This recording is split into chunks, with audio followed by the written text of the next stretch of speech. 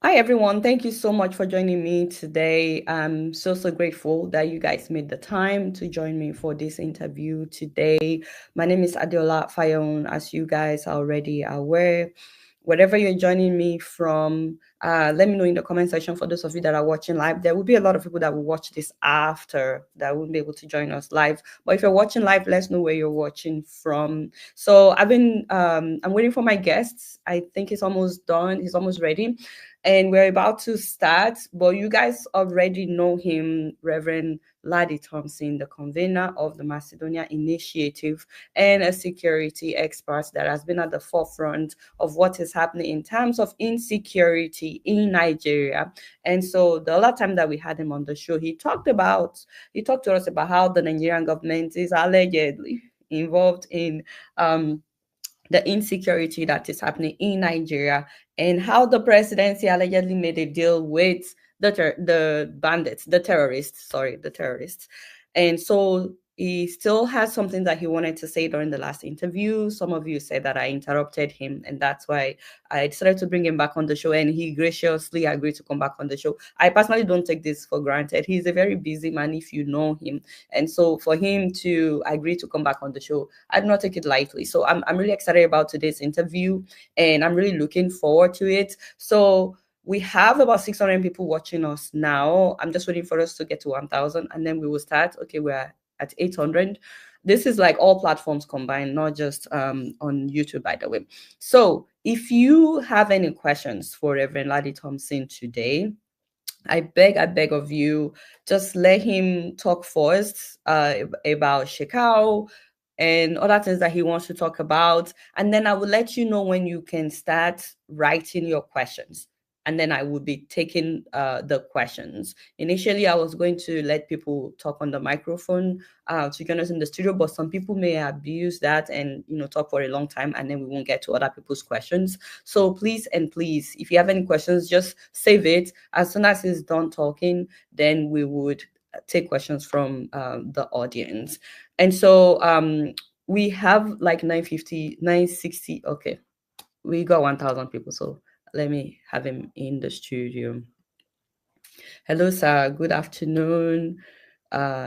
Yes, it is afternoon where you are as well. Good afternoon. Thank you so much for coming back on the show. Thank you, but you remember that I was very conditional about coming back on this show. Yes. Remember I said to you that I am not a generation of excitement. What is at stake here is the future of generations. Blood is flowing. Life is being devalued. It's not just Nigeria, it's West Africa and Africa as well. So you know that I did agree with you that I would only come on your platform if we are sure that your people are not just people who want to be titillated, who just want to hear. The talk is too much. It's time for action. So please, let's go ahead, as long as you remember my condition for coming back here. Okay, so he gave his condition and he's reiterating it again. He wants to really focus on the solution, and especially us young people, what we can do, not just talking about the problem. And so I'm going to have him talk to us. Before we get to the solution, can you please tell us what you wanted to say about Abubakar Shekau when we were having the last interview? Like I said, I don't think there's anything new. I was so shocked when people were saying some of the things I was saying. I don't think there's anything new about what I'm saying. Let's take the case of Abubakar Shekau, for instance, who died finally. Remember the fellow who took over from Muhammad Yusuf? Let's start from Muhammad Yusuf of Boko Haram fame.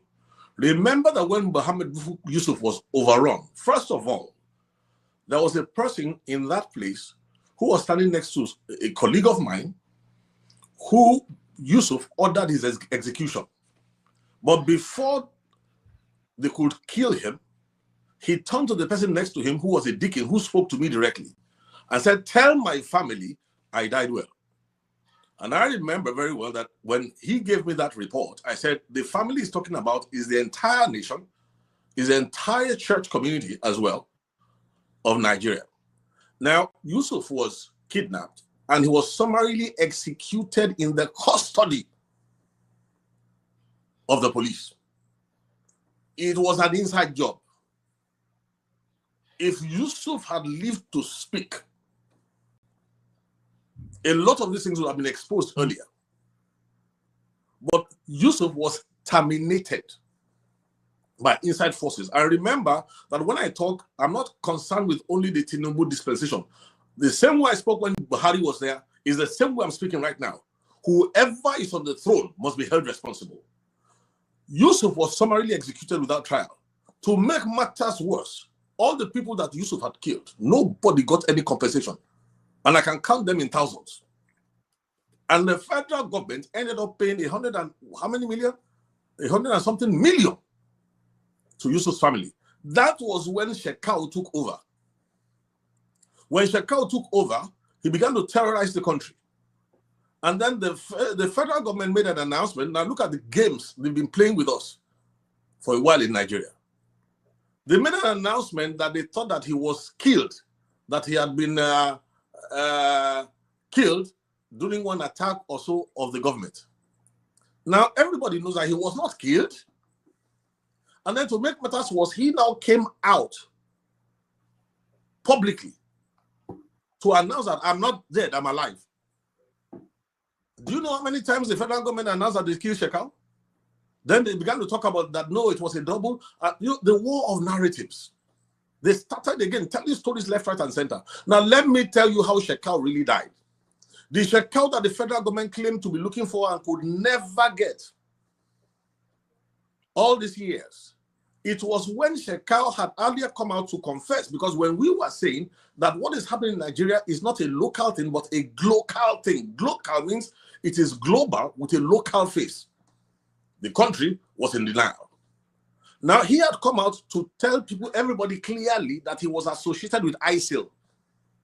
And at that time, I think ISIL was headed by, was it Musa Banawi? Whatever his name was, whatever that guy's, I'll try to remember the name of the ISIS leader then. But then what happened was this, watch this, because this is where the solution lies. ISIS became very embarrassed the way Shekau was talking. I told you that Islamic religion, Islamism is a cover for a supremacist agenda. They are not only after northern Nigeria, they are after the whole of Nigeria. They're not only after the whole of Nigeria, they are after West Africa. And after West Africa, it will be Africa. And I told you that when they found out that it was working against their interest in the international community where they are raising funds. And if you remind me, I will tell you a personal experience of how I had to talk to the church leader of about how many million people were in his church when we had to go and address him on how to talk. Because we said to you, media is a force expander. If you respond wrongly, it helps them, unknown to you. Anyhow, to cut a long story short, when the ISIL leader, Baghdadi, when the ISIL leader said, this is getting too embarrassing, and he sent a message to Shekau that he was to yield his position, and they were going to install somebody else. Now, don't forget that the terminology Boko Haram was invented by the Western press. It was a convenient coinage because Yusuf's radical set had been operating in Maiduguri all along with the cooperation of the state government. In fact, let's go into that story. What really caused all this that people heard about Yusuf that Yusuf was captured in, I think, 2008, was simply because, listen to me, around that time, I wrote a report. I wrote a report on behalf of CAN, and I circulated the report to all the authorities who should have been able to do something. I said something is brewing in Maiduguri. If you go to the Maiduguri, the Islamists had a special uniform for their police. They had a special uniform for their military. They were working freely. Their enclave was well known. And frankly speaking, they were working with the cooperation of the governor. What really transpired was that the people became so blatant, they got to a checkpoint where, of course, you know, there's the police, there's soldiers, or moped and all that. And they got so rude because they refused to wear helmets. They became an authority to themselves. Now, during one of those encounters, they had a skirmish and they were so belligerent, they tried to attack the authorities, and one of them was shot in the leg. When the report got to Yusuf of Boko Haram, he became annoyed. So what is going on here? That's when they began to attack the government, to show them who is who. All along, the politicians thought they were controlling him. But he knew that he had a global backup. Al-Baghdadi was his global backup. Many of them had been for training outside of Nigeria. So when they killed Yusuf and put him there, when Yusuf now got belligerent, and then they ended up capturing Yusuf, the person who was with him the day he was captured told me one-on-one when I was taking my reports.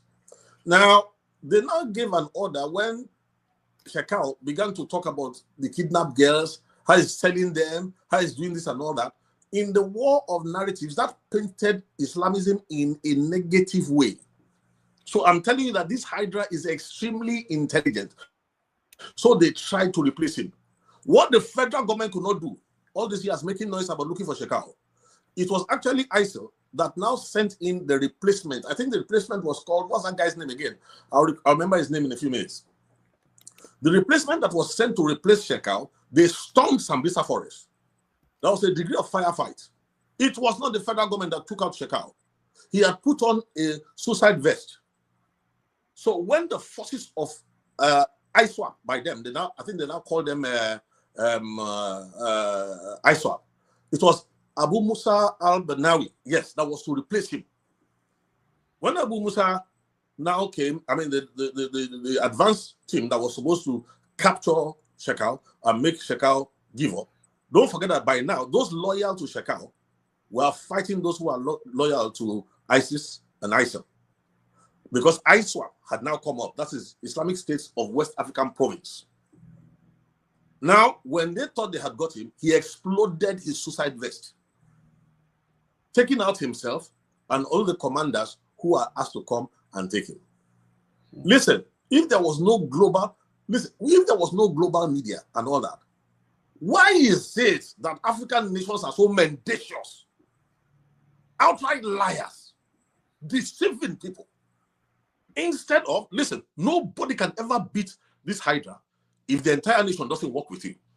You must build consensus in the entire nation. So that game has been going on, and that game continues. And what I'm saying here, there's no secret about it. Go and check out media globally. There's nothing I've said here that is even new. It's only that in Nigeria, where the media is so corrupt, and the ones that are not corrupt are moles, so they control what they want you to hear.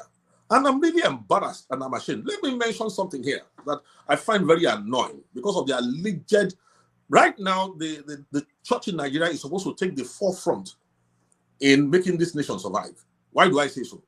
Because of the religious cover, the Islamist cover of this terror hydra, this local terror hydra. The mosque is under pressure. It's understandable. Every Muslim who says, no, I don't want to do this, I don't want to do that, I don't want to cooperate with just killing people, they take them out. So you would think that it's the church leaders who, on behalf of not only Christians, on behalf of Muslims, on behalf of everybody, the church is meant to step up. Since we are the first that were killed for the first 15 years that we were being killed. That's how, in the field, I gathered so much experience.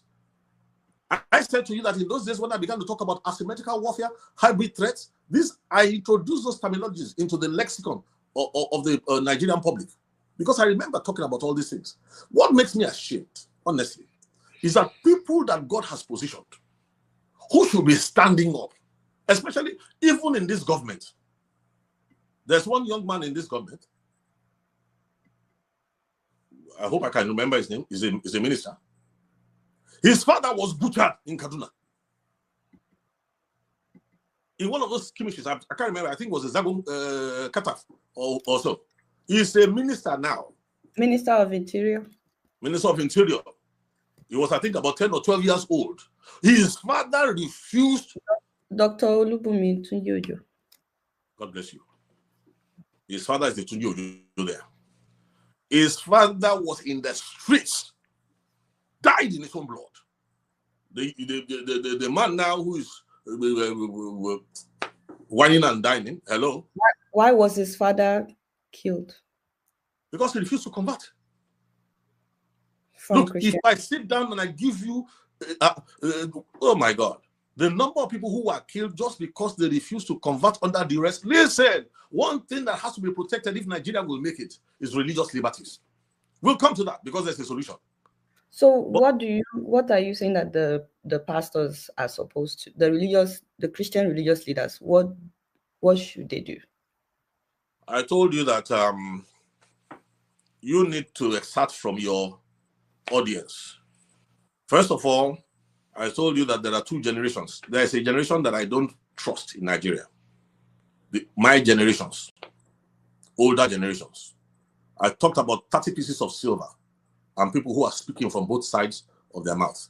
And sometimes those who even want to speak, they speak in a way that it makes this matter even worse. So I told you that except your followers and your people in the younger generations, now what percentage of Nigeria is about 65? I think about 6% or so of Nigerians are about 65, above 65 years of age. The greater majority of Nigerians, and just like other African countries, are youth. Okay? In fact, 42% are under like 15 and under. 40, almost half is 15 and under. Yeah, and the median age is 18 years old actually in Nigeria. So okay, let me tell you what we are going to change now. I'm determined we are going to change this. Go to every African country. All their plans is for old people. Nobody has a plan for the younger generations. What nonsense. Nobody will be here forever. We are the circumcision. We worship God in the spirit. We rejoice in Christ Jesus. We have no confidence in the flesh. And I cannot imagine that our generations will come with all the advantages we enjoyed, with all the things that God has given to us. And then we sit down, we are watching a country in which young girls are going into prostitution, married women are going into prostitution. The poverty has been so weaponized. There's no truth anymore in the entire country. People are suffering. Brilliant people go to college, they come out, there's absolutely no employment for them. Then you go around and you know what the truth is? We have devalued life so much. We have completely devalued life so much. And let me tell you something about Nigeria. Nigeria's destiny is to be the redemption nation of Africa. And that's why I want you to do something on this your platform. Before the colonizers came, we were not speaking French or English. Thank God now for the advanced technologies, AI and all those things available. Make sure your program goes into French. Why am I saying so? To win this war, I want to give you a clue. If you are relying on this older generation of compromised persons, these persons who have surrendered to the Cairotarian conspiracy. Cairotera is the genus of a bat, B-A-T. They've surrendered to it. Many are ready to be so mendacious. They are not even ready to stand up for truth. They couldn't care less. It's a generation of Ahabs. But the best that we can do right now is for us to ideate the younger generations, equip them with understanding and knowledge that will help us to win this war in Nigeria. So it has to be all the youths of Africa, all the youths of West Africa. Listen, translate your program to French, because I'm going to be instructing some things and giving some counsel to the younger people. Break down the colonial barriers. All these so-called fake barriers that were erected to divide and rule Africa must come down now. It's part of it. Why? The Nigerian youth on their own cannot win this thing. But when we show you what to do, you will find out that it is very easy. So you need to show me that you can extract from your people some degree of complicity. That is not just talk. I'm not here to excite anybody. I'm too old for that. There has to be people who are ready for action. So over to you first, and let me hear what your own end is concerning that little plea of mine. Little plea. Okay, so and I was also trying to say at that time that when you talk about young people in Nigeria, below the age of 15 makes 42%, but 15 to 64 makes about 57%. So, like you said, people that are older than 65, they are the minority, and it's quite sad.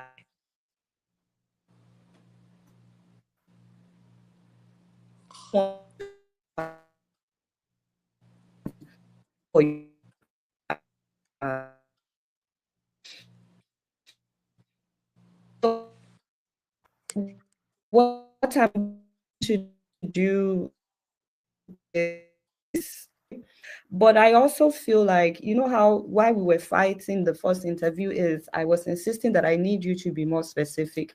I still feel like you have said a lot and you are still being meticulous, being kind of broad in some of the things you said. You bashed the Christian religious leaders, but you didn't say what they're supposed to do. Me, we're on the same page because I'm always talking about how they can do more. But some of them think that we are disrespectful because we are young people. We are saying that they are not doing more. But maybe if they hear from you telling us exactly what they should do, maybe it would have a meaning. Also, you are saying that we, the young people, that we need to break down the colonized, the mentality, the colonization mentality. Know what I'm saying, the barrier. You need to be more specific. Tell us exactly what you have in mind, how. So let's start with the pastors. Many of them, they will listen to you. You are older, because when we talk, they say we are disrespectful. What have they not been doing that they should be doing, or how have they failed that they can work on? First of all, let us be very careful as we get started. Now, don't forget that I'm still a preacher. So when Jesus ever saw a crowd, he spoke in parables. When he sees dedicated people, he will speak plainly. So whenever I see a crowd gather anywhere, I'm not very impressed. Because what it takes to change a nation is not just a whole multitude, but people who are dedicated. And what you want me to talk about are the things we say to dedicated people, not to those who are titillated by news and all that, and then they go away and do nothing. Now, let me say this to you quickly in answering for the church. This is not a time for the division of the church, first of all. No matter what mistakes anybody has made in the past, are you getting what I'm saying? We need to forgive anybody, whatever statements. Let me tell you something that you don't know about this Hydra. Some of the leaders of the church are being blackmailed. Not just the church, across the country. This Hydra is powerful. It has been working since the late 1990s. Some are being blackmailed. Some are being coerced. Some were lured. So if we are going to be speaking truth to ourselves and we want to win, the first thing you need to know is that I said the church needs to stand up to protect not only Christians, but also to protect Muslims, to protect animists, and level the playing field if there's going to be a future for Nigeria. Now, let me tell you specifically what I need us to do for church leaders. Let's go to the war of narratives, first of all. Now, something is happening right now in Nigeria. Since Trump, God made him to come up with something that's very interesting. And what Trump came up with is a rescue plan.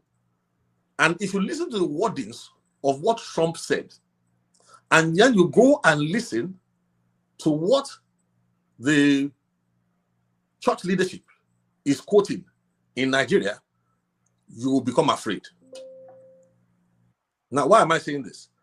I don't know if you have the Trump tweets there, so you can read it out and let us listen to what Trump actually had to say, and then let us compare it to what the media is reporting in Nigeria. It's a war of narratives. I have Trump's tweets. Yes. I have Trump's tweet. I can read it. I want to beg of you, please tilt your camera a little bit side. This thing is cutting your head. We need to see the whole of you. Thank you. Thank you so much. As long as they hear my voice, lift my face and my head, please. He said if the Nigerian government continues to allow the killing of Christians, in fact, the USA will immediately stop all aid and assistance to Nigeria and may very well go into that now disgraced country, guns are blazing, to completely wipe out the Islamic terrorists who are committing these horrible atrocities. I'm hereby instructing our Department of War to prepare for possible action. If we attack, it will be fast, vicious, and sweet, just like the terrorist thugs attack our cherished Christians. Warning, the Nigerian government better move fast. That's his tweet, sir. The Nigerian government better move fast, because if they don't move fast, who did he say is coming for? He said he's coming for the terrorists who are destroying Christians. Is that not what he said in his tweet? Yes. Now, let me tell you something, first of all, that we need to recognize in the church. God only says what he means, and he means what he says. Behind every war, the greatest war is the war of narratives. Bible says in Revelation chapter 12, check this out. In Revelation chapter 12, Bible says there was war in heaven. But the war started when God posted a narrative. A woman posted in the sun standing on the moon, wearing a garland of 12 stars. Her body was shining. She was pregnant. It was a narrative about a man-child. Then Satan replied with a counter-narrative. The next thing, there was war. In the Garden of Eden, Okay, watch this. God does not tolerate when you take his word and twist it, or anybody's word and twist it. In the Garden of Eden, the dragon did not give the serpent a gun. He didn't give him an AK-47. He gave him a counter narrative. Enter the garden. You and I know what happened till today. Now, Trump says, I'm warning your president. Why? Because the Bible itself, 1 Corinthians chapter 13, from verse 4, tells you that if you are the president of the country, you are a minister of God, ordained not to carry the sword in vain. You know the meaning of that? You must punish evildoers. So when manslayers, kidnappers, rapists, pedophiles are going scot-free in a nation, corruption has covered the land. Everywhere you turn to is lies all over the whole place. And then you say you have a president who carries a sword? What President Trump was telling him was this simple. I'm a leader like you. It doesn't matter whether you are Muslim, Christian, or anything. It is God that permitted you to be a leader. And when you are a leader, you are not meant to carry a sword in vain. But what he was telling President of Nigeria is that you are carrying that sword in vain. And if you do not deal justice, I am coming. I have a bigger sword than your own, and I'm coming to use it in Nigeria. Now, how does that translate to when the church leader begins to say, don't let Americans attack us. If America attacks us, please, who is us? This is war of narratives. Are people so gullible? Once you speak like that, you are already creating a vacuum. And to make matters worse, that fellow who should be behind the bars, that's Sheikh Gumi, who talks from 7 parts of his mouth, a man who in any same country should not even be walking free. Even the one I reported when he came back from Saudi Arabia first, and did his first tafsir in the prior interview we had. Any country by now that man will be behind bars. Saudi Arabia rejected him when he wanted to try to enter Saudi Arabia, but Nigeria opens up for him. Do you know what he's doing right now? He's going around the country building the war of narratives on the side of the terrorists in a clever way. He's going around the country trying to ingratiate the southern Muslims to join forces with them. I'm going to come to that. But this is what I'm trying to point out to you. If Gumi is saying, America cannot attack us, America cannot attack us, and the church too begins to repeat, America cannot attack us, what are you telling the Nigerian public? Who is the enemy here? Who is dividing life here? They first of all come out with all sorts of silly things about financial gain and this and that and that. Listen, the minister I talked, when his father was slain in Kaduna in the streets, who stood up for him? I don't want to start going into Andrew Northcott. I don't want to go to Booker Sampson's family. I don't want to go to Reverend Father Gajere. I don't want to start going into young, what's his name again? Who in Jos, they were shouting Allahu Akbar. Called his parents on the phone to listen as they slit his throat. I said to you, the first thing we must do is to blow the Islamic cover. And it's the church that should do it. So what am I trying to point out to our church fathers is this. Church fathers, church leaders in Nigeria, please, the war of narratives, you must say what you mean. And you must mean what you say. Because people can be very gullible in the war of narratives. If you speak in innuendos, you know that sometimes somebody wants to preach on the pulpit, you hear him say, actually, still yet, but although, can you hear me? Yes? Can you hear me? Can you hear me? Hello? Okay, we lost you for a minute. Yes, we hear you now. It was frozen for a minute. Can you please summarize what you just said? I just warning anybody on a pulpit, say what you mean what you say. Don't interpret like a serpent in the Garden of Eden. Trump never said he was coming to attack us. He said he was coming to enforce religious liberties and value to human worth. It's breaking again. But I think you said Trump never said he's coming to attack us. Was that what you said? Because it was frozen again. You said Trump never said he was going to attack Nigeria. Yes. That pastors should not say what Gumi is saying. That's what you said, right? Exactly. Can you hear me now? Can you hear me now? Okay, awesome. Yeah, I can hear you. Okay, this is the work of... Yes. So I'm saying now that if pastors are saying that, they are dividing the country wrongly. If anything, we should be encouraging pastors to give value to the life of the Muslim. Give value to the life of every person. The young children who are being raped. Look at the recent nonsense debacle they put up for you to know how beastly we have become in Nigeria. They kidnapped people, brought them back. How many of them were raped? Nobody told us. Do you know how many people we received, who we took care of, girls? I remember a pathetic case. The girl had HIV. After she escaped, she had HIV. We had to arrange trauma counseling. How do you tell a 16-year-old girl, 14-year-old girl that she has HIV?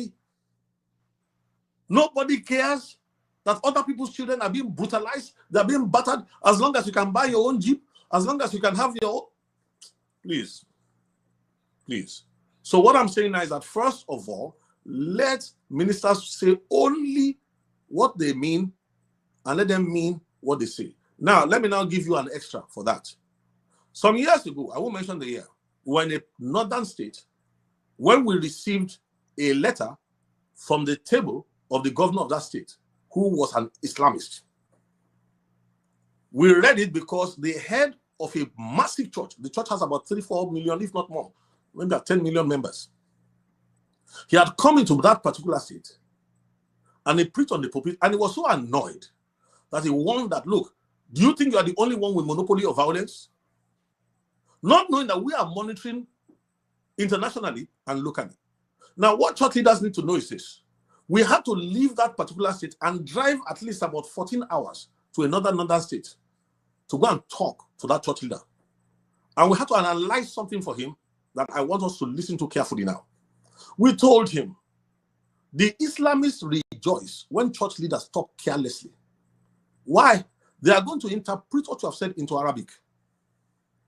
And they're going to twist it in the war of narratives to show how Nigeria hates Muslims. Nigeria wants to kill Muslims, which is not true. And when they do that, they use it to raise more funding all over the world, buy more ammunition, and they will give instruction that they must not kill that church leader.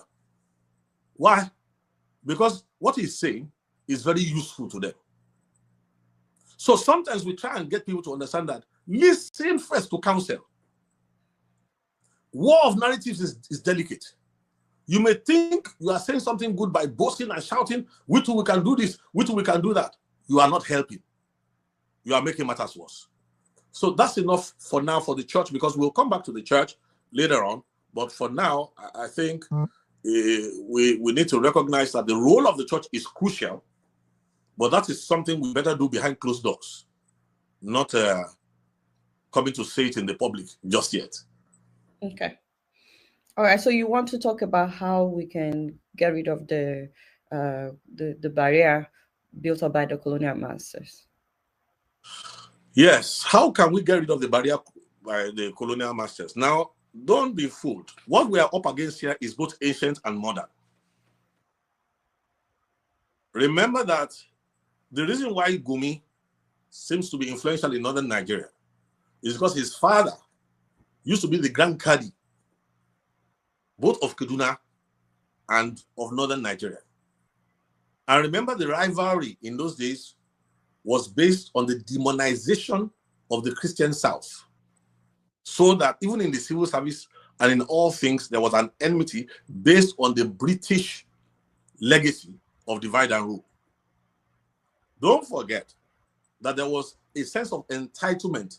If you go and read the Dandogo Motion, 1958, Northern House, don't forget that this was engineered. It's not the fault of northern Nigeria. It was the colonial lords who preserved divide and rule based on religion. Okay? So what we are dealing with today is the Osama bin Laden upgrade, which is deadlier, more intelligent, more powerful, global, and it's a hydra. If you remember what I said about the hydra, it's not just religious. It is something that has a head in education, it has a head in governance, it has a head in politics, It is invested in practically every area of life. And they have spent many years doing that. Okay? So if we are going to destroy this thing and we are going to win this war, first of all, let me tell you the truth. The moles in high places that are tolerating people like that boy's son, Ahmed Gumi, the father was one who in 1962, he toured the Middle East. If you remember the national, what's they call that body, that was the Islamic body that was formed in Nigeria in 1962, it was his father's influence, okay? But his father, let's tell the truth, my friend Abu Bakr, let anybody ask who Abu Bakr is in Ghana, who fled to Ghana. 1987, it was a Christian convert, Kafanchan, who began to preach. When he began to preach, they beat him up and left him for dead. They thought they had killed him. But Christians gathered around and he revived. When he revived, listen to me, go and check the headlines of those days. And I think there was one popular newspaper in those days that put a report on Abu Bakr. The federal government declared him wanted. The army was looking for him. The police were looking for him. What for? For preaching. They said he is worthy of death as a former Muslim. Why should he become a Christian? And the older Gumi, he told me the story himself. The person who was hunted down, who was being hunted, Abu Bakr, he's still alive right now. He's in Ghana, so you can call him because he had to, leave the country. The elder Gumi, it was reported to him that they said, bring him to me. I will personally take his head off for what he did. Now, a country that plans to be the Redeemer Nation of Africa cannot afford such divisions. So what is it that the country must do? Now, the biggest problem we have in Nigeria is not 450,000 terrorists. You know why? If we knock out, listen, it's a hydra, it has many heads. But if we want to deal with it, we go for its heart. Now, let me tell you a simple truth now, why we must go for its heart and why it is not a coincidence that it is America that God has raised to come and help us. There's something that America has that Islamist terrorism hates. In fact, between you and I, they call America the Great Satan. That's what they call America. Why is America the Great Satan? Look, all iniquity, all demonic perversions that devalue human worth are all based on only one thing. Unfortunately for us, the foundation of America is laid on the cure to what is troubling Nigeria. Let me put it like this. There are only two nations in this world right now. The nations that exploit the fact that all men are not born equal. They rejoice in it. Men are not born equal. But there are nations that do what? Celebrate the truth, eternal truth, that all men are created equal. In a nation that builds a foundation on all men, oh, thank you. Where did you get a picture of my friend? That's him. Still looking as young as ever. He's an old man. Oh. Don't let anybody do it. As tough as nails. That's one of the leaders of the church in Nigeria. When I talk about credibility, who laid down his life and is still doing the same till today. Where was I? Now, when America said, we hold these truths to be self-evident that all men are created equal, it means that whether your father is a federal minister or your father is a bicycle repairer or is a hunter, when you are born, your value is the same. Now, we are helping America too because America doesn't know this. Most Americans think that their country is a geographical country. No, it's not. When the founding fathers of America cried out to God in their hour of trouble, it is the same Britain that colonized us that colonized them. And when they cried out to God in their hour of trouble, God saved them and put something in their hand. I'm not interested in what men did. I'm interested in what God did. What God did was to put into their hands a statement meant for every nation of the world. Give value to your citizens. All men are created equal. But most nations prefer to exploit, like Nigeria now, weaponization. And that is what Dr. Ahmed Gumi is trying to propagate all over the whole place. that all men are not born equal. So some people are inferior, some people are superior. Now, that creed is what we need to inject into the Nigerian foundation. So let me now digress a bit. I don't think it's a mistake in 1996. The best performance of our young people. I don't know if anybody here remembers Olympic soccer, Los Angeles, 1996. Amunike, Kanonwako, Amokachi, and who was it again? All those young boys then. The best performance in soccer that we have ever seen. Listen, nobody gave them a chance. Those boys came home with gold. God is talking to Nigeria. Not only Nigeria, God is talking to Africa. Because the victory in Los Angeles was not just about Nigeria. That soccer victory was the whole of Africa, was cheering. And if we are doubting it again, let me give you another witness. There's something they call the miracle at Daman. 4 goes down. How many minutes to go? Who thought it was possible? A FIFA-ranked competition. We beat Russia. Nigeria came back from the impossible. It was the youth. It was the youth. As I am right now, I'm not putting my trust in any old cargo, an old set of entitled people who don't care about other people's families. They have no, as long as you can buy a small car, build one funny little house, they don't know that in a country where there's value for the life of every citizen, what you're using to do big man is what poor. Look, there are some countries where it is better to be poor in that country than to be rich in Nigeria. So what am I trying to point out to you? The salvation of Nigeria is in the young people. And I want to show you where the real enemy is and what the young people have to do. This is what America is offering. The American eagle and the Nigerian green eagle have to work together. The American eagle is older. This is my parable of 2 eagles. We saw the young people performing. Every great thing Nigeria has done has come from the young people. So why is it that in governance, all the plans is about old people, never about the young people? We want to hear comments about what is going on in the country. Old people will just be talking their own, and all they are saying has no reckoning with the future.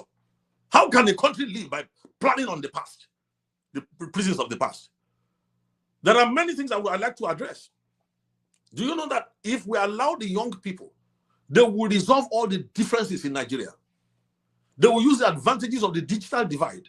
We can move Nigeria to the forefront of civilization, and that's why we need America. Not just because of 450,000 terrorists in total. Those ones are too small. Next Sunday, I'm going to be having a program. Yeah, I think it's next Sunday, to reveal the real enemy that Nigeria must fear. And you will do me the favor of please helping to invite people, because I want to unmask the real enemy. I will give you a hint of who the real enemy is. 2007, Christiana Oluwashesi. I don't know, I should have sent you a picture where I was carrying the child she left behind, the 2 children she left behind, and her husband. When the Macedonian Initiative got involved, we were aghast. Children by nature are not killers. Children are not killers by nature. The people who slaughtered their Christian religious teacher in government-day secondary school in Gandu in Gombe were children. Why? Because in the evening, they go for Islamic classes. In the morning, they're in school, and they had a Christian religious teacher, Christiana Oluwashesi, who was helping out. She was so diligent and everything. And the imam, whose nickname was the Angel of Death in that town, radicalized the students. They came and picked the teacher on one funny charge. Fake, all this fake is not new. They teach them what to do. Before you knew what was happening, they were shouting Allahu Akbar. The principal, who is a Muslim, came in, rescued that woman, took her to his office. Can you imagine? Children broke down the principal's door and warned him, "We will kill you too." Children became ravaging monsters for a few hours. Not only did they beat that woman to death, they doused her and burnt her body to death. I have the pictures. I would have shown it if not that there are restrictions on the internet. When they burnt her body to death, let me show you how bloodthirsty these young vampires had become. They remember she's nursing a baby, and the child was in the house by the gate. They ran to that place to go and collect that baby, to kill her baby as well as the mother. Having burnt the mother, burnt her car. Fortunately for us, On Sunday, the young man who rescued the baby, God quickly prompted him. He went to that place, collected the baby before the students got there, took the baby to the police station for the police to take care of the baby. Do you know the school children went there demanding, just like they did for Akaluka in Kanu? The students went there to demand that the baby be brought out so that they can kill the baby. Are children natural killers? No. Deborah Samuel, or whatever her name was, in Swakoto, was that not the same thing? Let me warn everybody now. In southern Nigeria, your children are learning, going online to go and show their body parts. And in southern Nigeria, you are busy teaching your children the fineries of, you know something, sophistication and all that nonsense. Trust me, if I tell you how many millions have been radicalized, 16 children who were charged then in Gombe.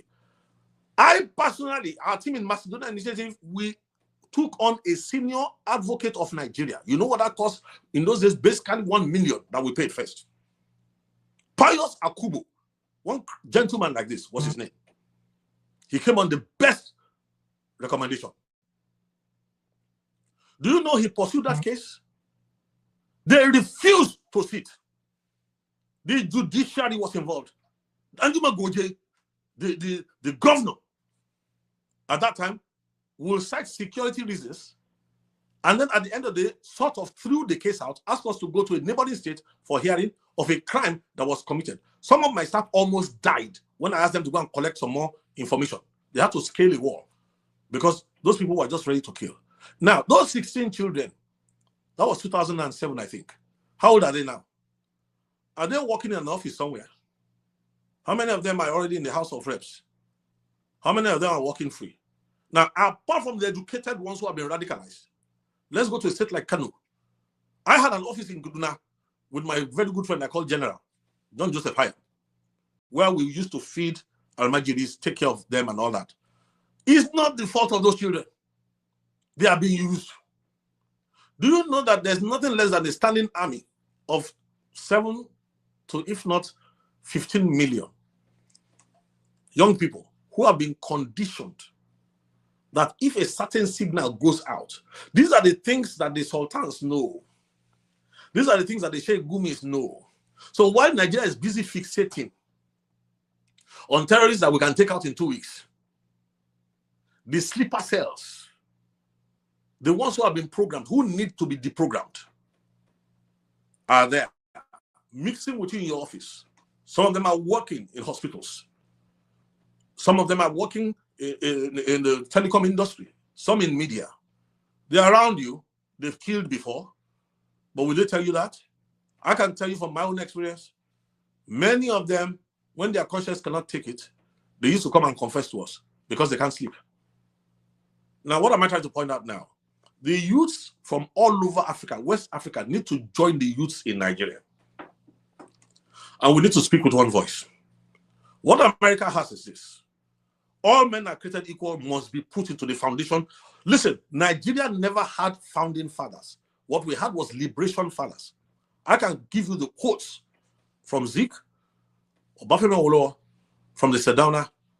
I can give you the quotes. In fact, I remember that the first Prime Minister of Nigeria, Abubakar Tafawa Balewa, in the 7th of October in 1960, he said something. He was at the United Nations when he made a speech, and he foresaw what is happening in Nigeria today. He mentioned the 3 faiths that we are describing in. He mentioned intractable problems. And he said, long after his name is forgotten, how many people remember Abubakar Tafawa Balewa in Nigeria history today? He said, long after you have forgotten who I am, he said, when you need to solve the problem of Nigeria, you know what he said we should use?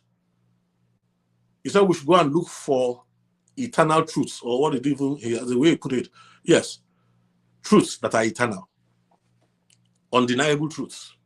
What is the undeniable truth? Is that not what is in the foundation of America? Americans think that their country is geographic. Americans don't realize that it is not just all Americans that are created equal. It's all men that are born equal. So if Trump comes with a mandate that God put in the foundation of America to demand of Nigeria. It is God telling Nigeria, Nigeria, you are the lead country of Africa. There are countries around you that need to be liberated. The Francophone countries are the worst. They treated them so shabbily, so badly, that there's hardly any life. Look, I told you, 125,000 children are born daily in Africa. To what? To what promise? A promise of shame. A promise of scarcity. Is it because of the few people that come from Nigeria here and there, and those who are fortunate to born into families that have some wealth behind them? The average African child, let me tell you something, 95 out of every 1,000 that are born are likely to die at birth. If I show you the figures for sub-Saharan Africa, how many will ever make it to the age of 50? Is this the life of a human being or the life of a beast? So the people who are affected most are the youth. But the older people have the wisdom, but not the integrity. So that's why I'm saying to you, use your platform. I'm going to show the youth that what America is bringing, forget about all the politics and all that. Number one, value to human worth. We must cement it in the Nigerian foundation. Number two, America has a form of governance that had never existed before until 1787, when they wrote their first constitution. Now, Nigeria keeps talking about constitution, constitution, constitution. It's not about constitution. Let me tell you what I'm saying now. United States Constitution is 4,400 words. Zimbabwe is 55,000 plus, 55,883 words. Zimbabwean Constitution. Apart from Zimbabwe, we have the Ugandan, 49,448 or something like that words. Nigerian Constitution is already 66,263 words, verbose and long and useless. That constitution is so flawed, it's not worth tissue paper. So the declaring of an emergency by the president means nothing. Let me tell you the strategy that is going on right now. They are buying time.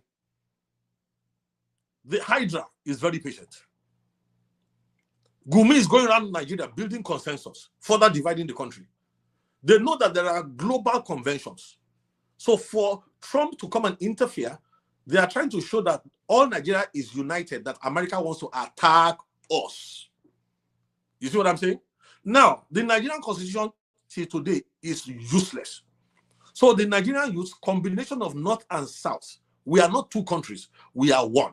We must mobilize youth across the divide, across religion, across tribe, across everything, and then we are going to teach them to demand a tropicalized American-style democracy. America is not a democracy, it's a democratic republic. So the help we need from America goes beyond boots on ground to come and clear all these people. No. What we really need from America is the foundation that makes a democratic republic to work. Number two, we are not going to copy it whole-ha. We have to tropicalize it. I have already written a proposal for one of the African countries, which they are looking at right now.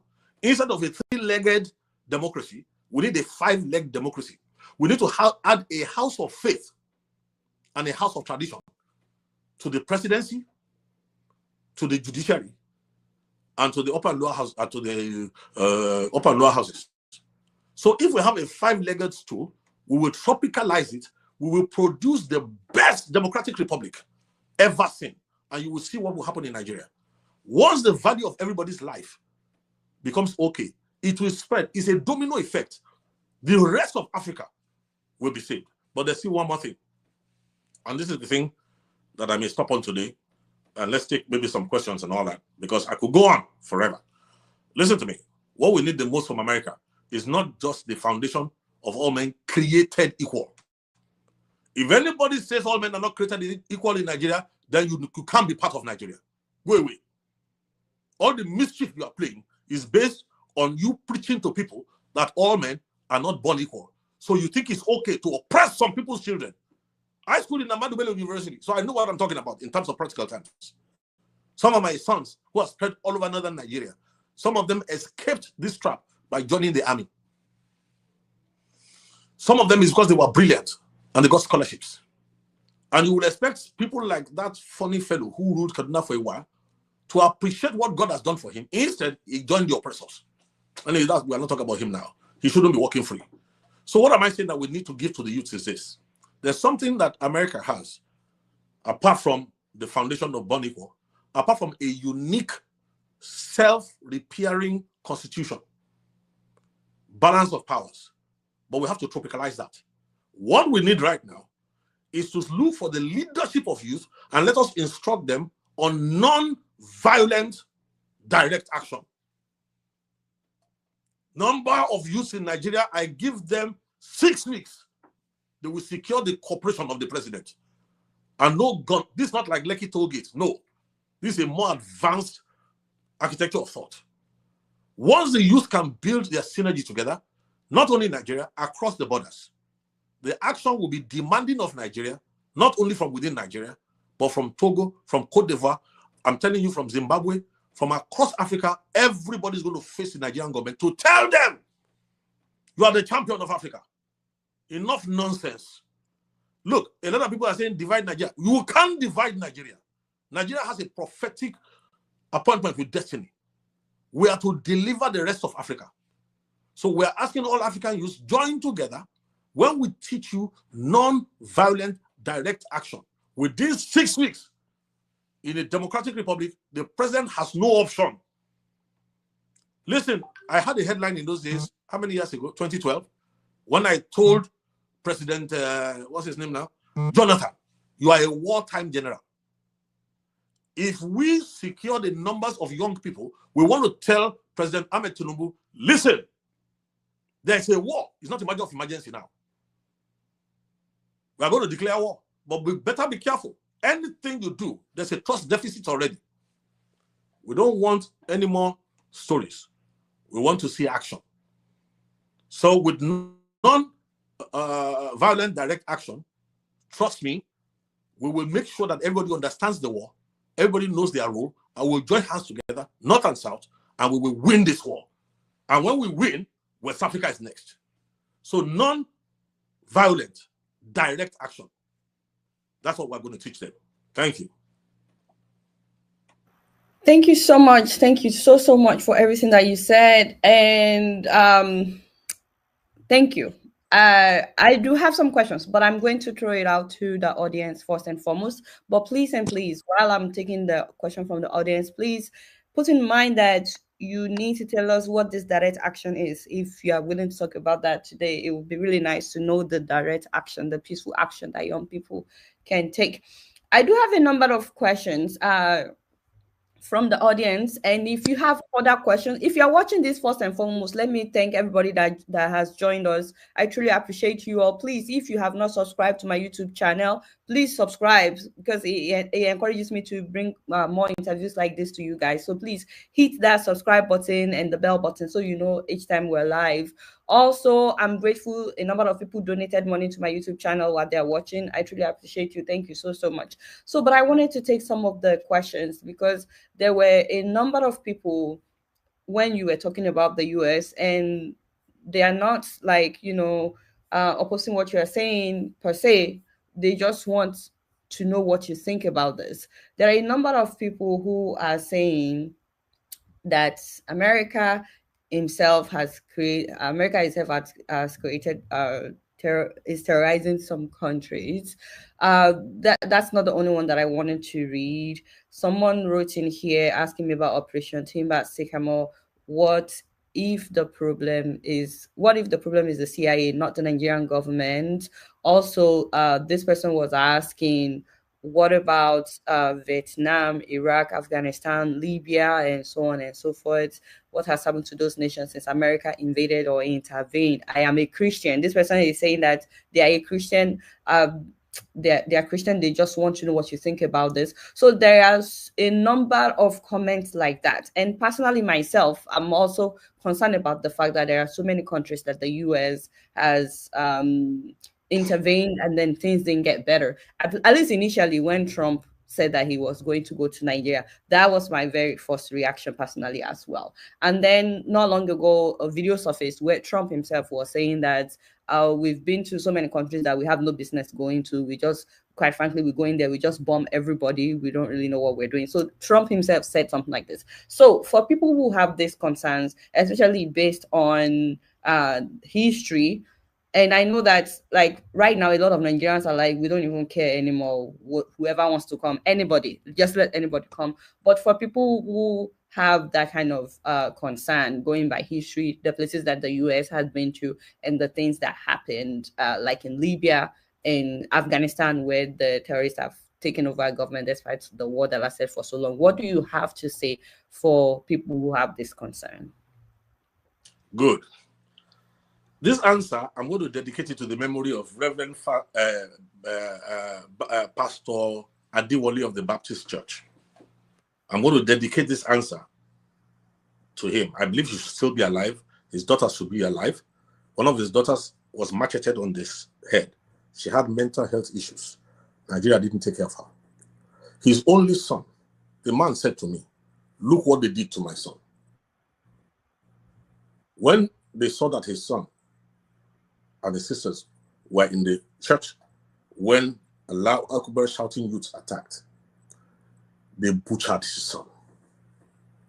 The father said to me, he had only turned 21 some weeks earlier. And the father said to me, look what they did to my son. Now let me answer the question everybody's asking. The American record, whatever it is not what I'm relying on.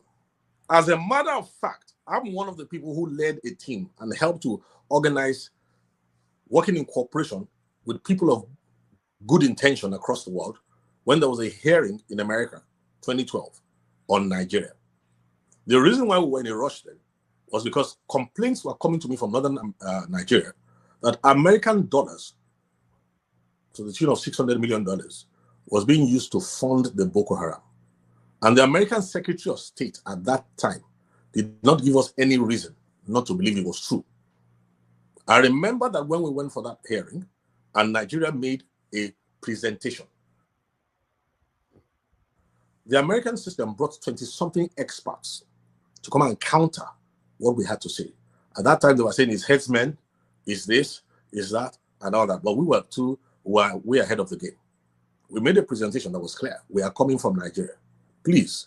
I wrote a policy upgrade.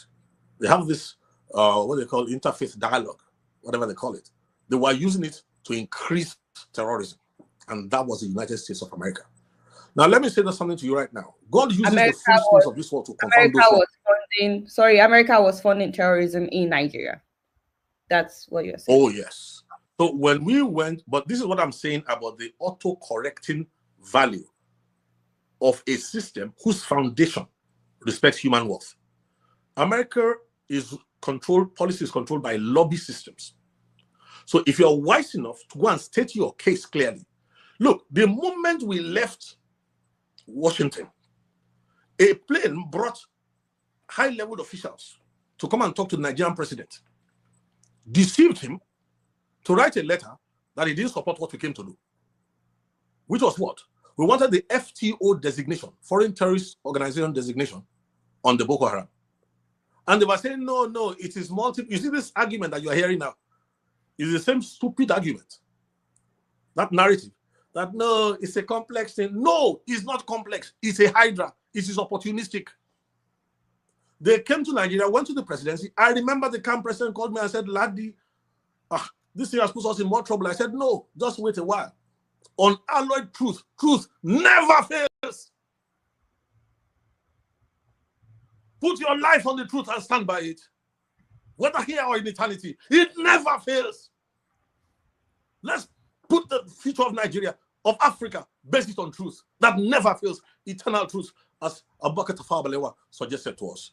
So what am I trying to point out to you? Yes, the same America was complicit.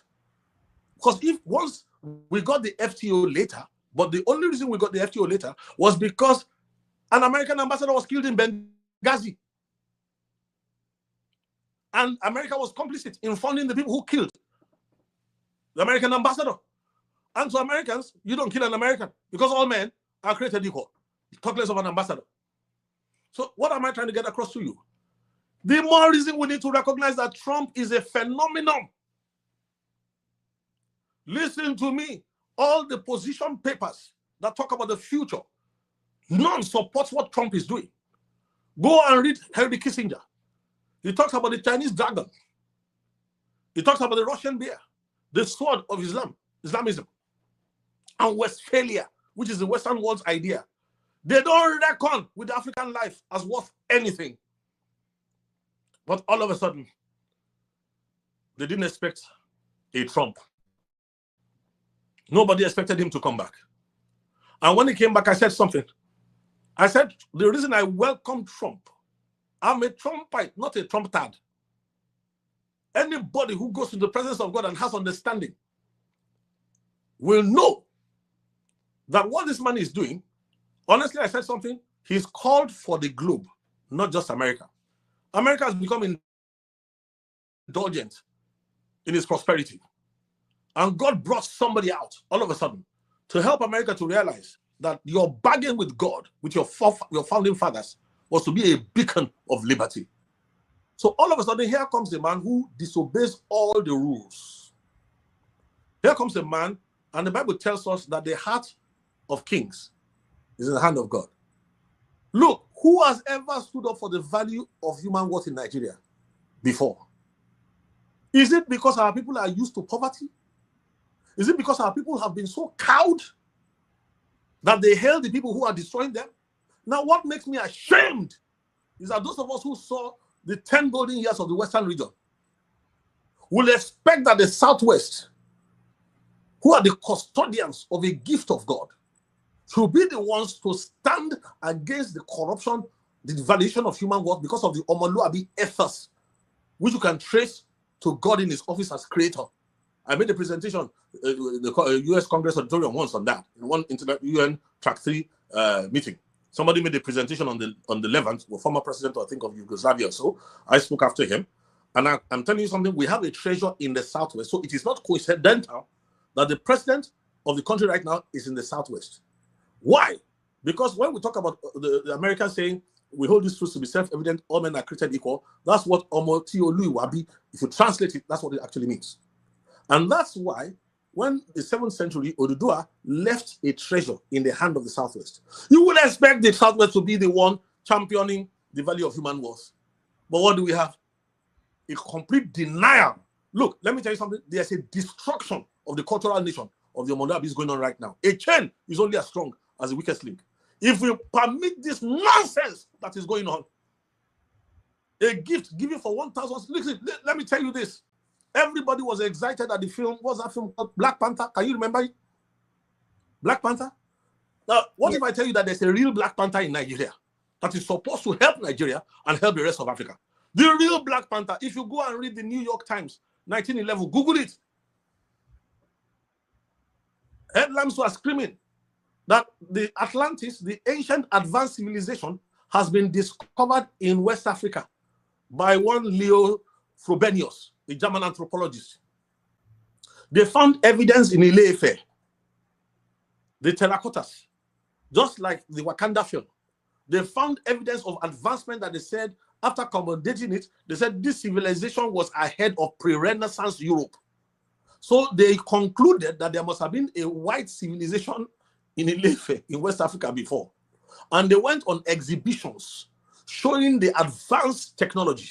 They were showing the advanced craftsmanship. They were showing the greatest advances. And do you know why the exhibition stopped suddenly? The people going to the exhibition began to notice that, wait, these exhibits, the people there have thick lips. Their nose resembles that of our daughter ADEOLA Fayehun. These people, all their features are Africoid. They are African features. Do you know, for you to know that this thing of supremacy has been around for a long time in the world, they stopped all those exhibitions instantly and hid all those artifacts instantly. Now, what am I trying to point out to you? They knew it was an African civilization, but they knew that if our people know about it, then our people want to go back. Now, let me say something quickly. This is not the time to go about stupid fetishism. I'm talking about advanced science and technology here in those days. And the custodians of that secret are the people of the Southwest who are called Yoruba today. But I had a meeting with Professor Adeajayi before he died, Professor Akijogbi. We were both, the three of us, on the TV in London many years ago, unraveling this issue. And I knew that in God's time, the Southwest is meant to supply a gift to the nation, just like all other parts have gifts to supply. Like the Igbos have their own. Everybody can contribute something. I'm ashamed of that Southwest. Instead of offering integrity, instead of offering value to human worth, which will have joined in this madness. Any problem that money cannot solve will be solved by more money. Nonsense! This is a culture that has a different expression for wealth. A wealthy man, a rich man, the words that describe them are different. Olowo, Oloro, Olola. Look, the descriptions are so different. The proverbs are so different that this is what we should be gifting the country with. Obafemi Awolowo, in his time, had he had the opportunity, would have gifted Nigeria with it. We now have the opportunity. And what are we gifting Nigeria with? More corruption. So please, where was I, Seth? I don't vet. So thank you so much. So you just addressed the whole concern about the US. I'm just asking questions. And then a number of people have been asking in the comment section. Once again, if you're watching, if you have questions for him, please put it, because I'm already picking people's questions. So a lot of people have been saying that they want to know the immediate solution. Also, some people are more specific. Can Nigeria youth take over power from this old elite? Basically, there is a lot of questions about what the immediate solution is and what young people should do. And I'm going to read one other comment from the people asking what the immediate solution is. So this person is saying that they are thinking that maybe this is what you have in mind. Sit at home protest is the same thing I've been saying too. Then no go come and SARS person. Then no go come and SARS person for him house. Okay, so what do you want young people to do? Are you saying that we should sit at home and then the country will feel our impact? You said it's peaceful, but you are yet to say it. What is I said that non-violence. I said non-violence. Yeah, you said it's non-violence. Yes. So Good. What is it? I will tell you the practical things that we have to do right now. First of all, we need to mobilize all generations in Nigeria, not just Nigeria right now, to make it clear that if what America is offering us, contrary to what we have seen America do before, if what America is offering us right now is to come and give value to the life of the average citizen, America is not asking to attack us as a nation, but it wants to take out all the people who have been murdering Christians, creating a genocide. What we need to do right now, first of all, is to accept that the kinetics is a part of the solution. Number one, the kinetics, I'm talking about the gunplay, the whatever. We need to take out all those terrorists. Nigeria doesn't have what it takes on its own. Why? We have moles in high places. So the country has to develop the courage, the moral will, to realize that cowards die thousands of times before their useless death finally. We need to have elders who will wake up from their slumber and wake up from their complacence, their cowardice, who will get up and prepare for the future and galvanize elders across the nation. Stop speaking from two sides of the mouth. Encourage the president. Build a coalition across the entire country and encourage the president. Number one, we are going into a state of war.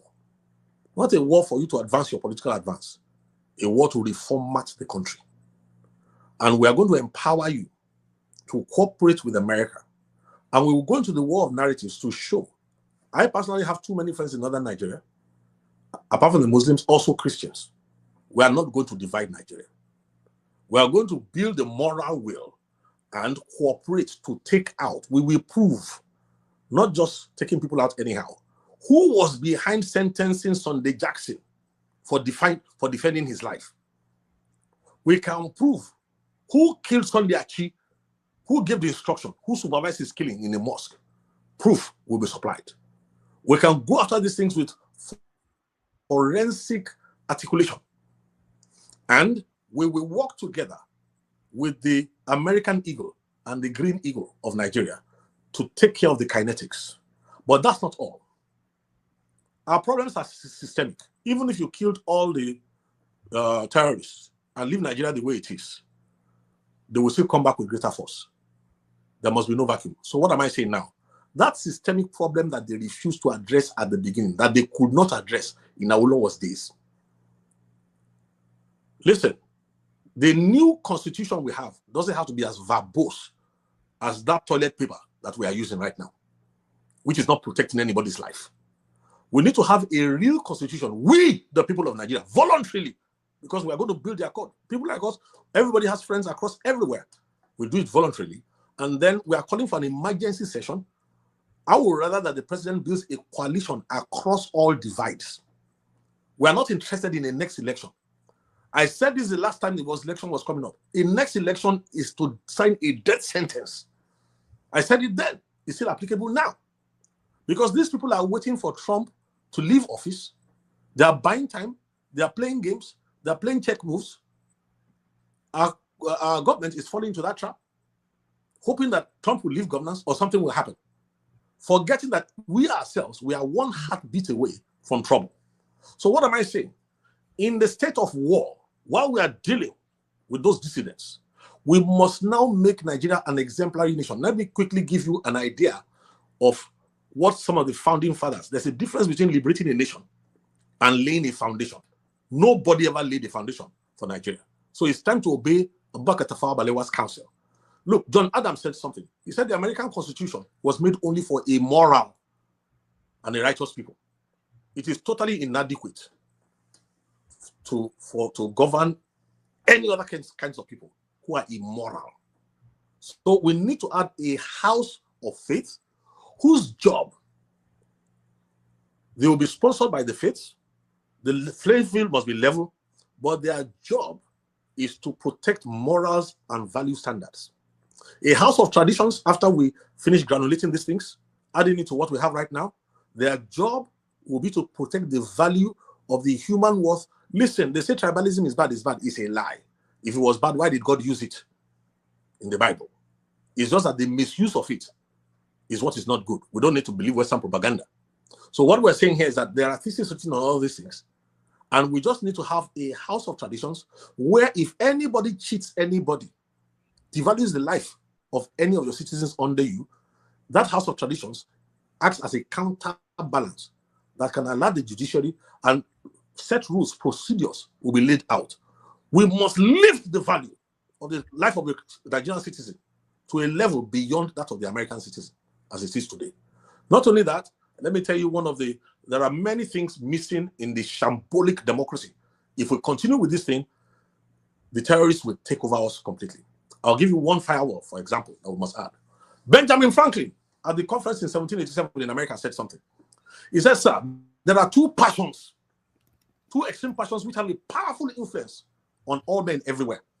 And he said, this is one, ambition. Two, avarice. The love of power and the love of money. And he said, separately, each one of it spurs men to action. Okay? He says, but when you now unite the two in an office, in a political office, people will kill to get there. They will kill to stay there. So this is what is missing. No checks and balance in Nigeria. Place before the eyes of such men a post of honor, which at the same time is a place of profit, of money making. They will move heaven and earth. And that's why Nigeria is like this. We need to put firewalls into the new constitution, the five-legged tropicalized democratic republic.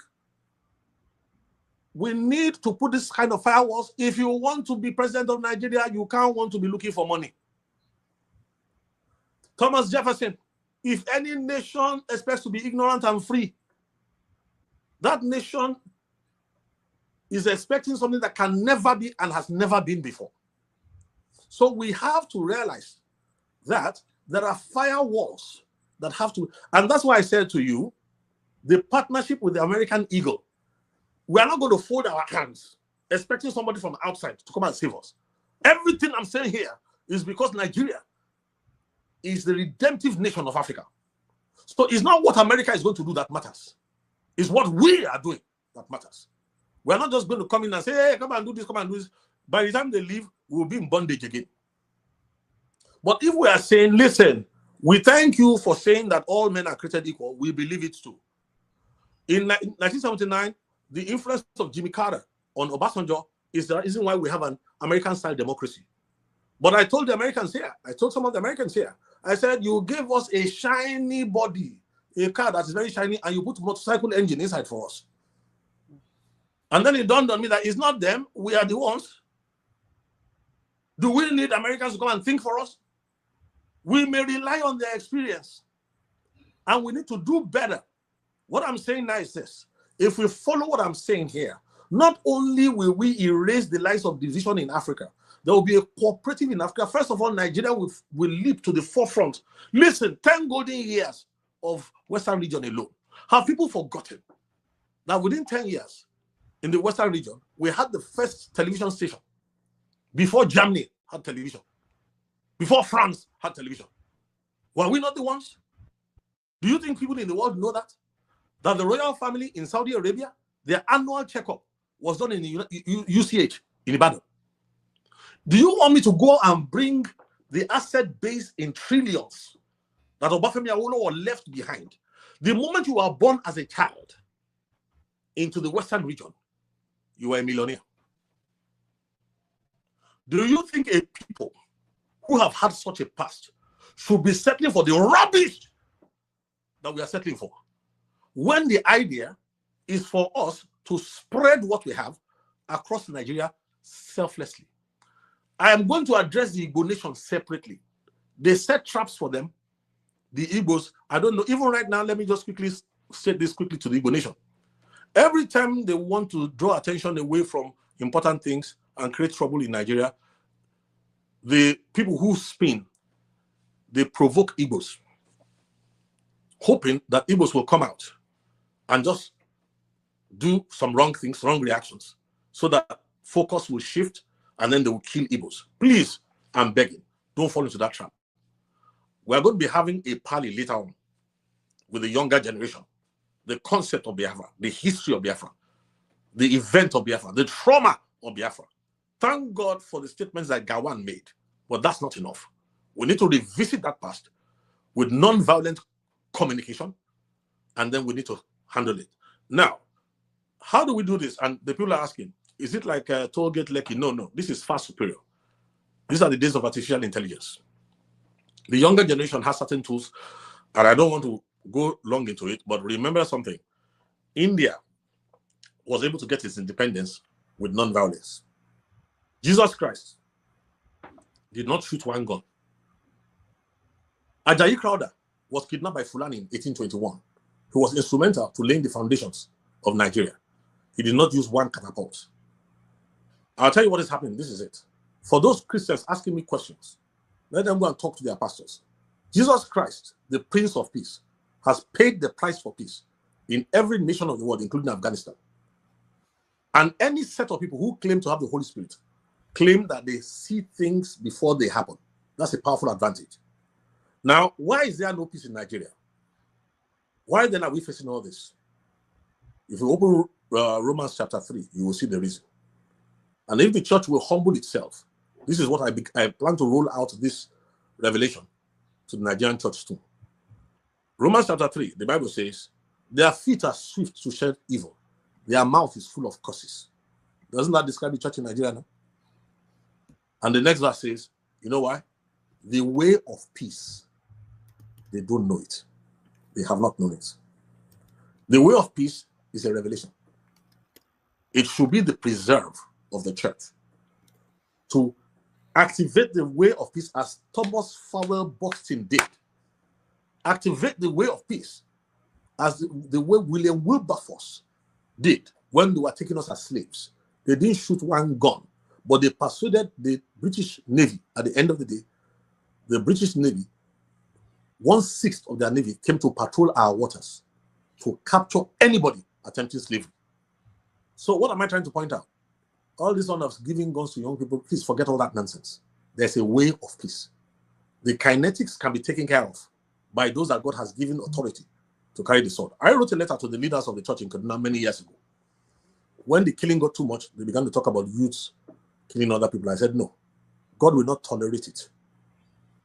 Anybody who is licensed to kill must be licensed from above. And I said, if that is what we want to do, then let us go for gun laws in Nigeria. Let us legislate. All this nonsense they're making now is just that we don't want that future for our country yet. If push comes to shove and the country doesn't listen, we will move a massive lobby and every family will carry its own gun. Now, we don't want that because a nation where poverty has been weaponized it will create mayhem for now. But it is better for the authorities to realize that that card, we are holding it in reserve. So let us cooperate with non-violent conversation, non-violent direct action, which is more than what you saw in Lekki.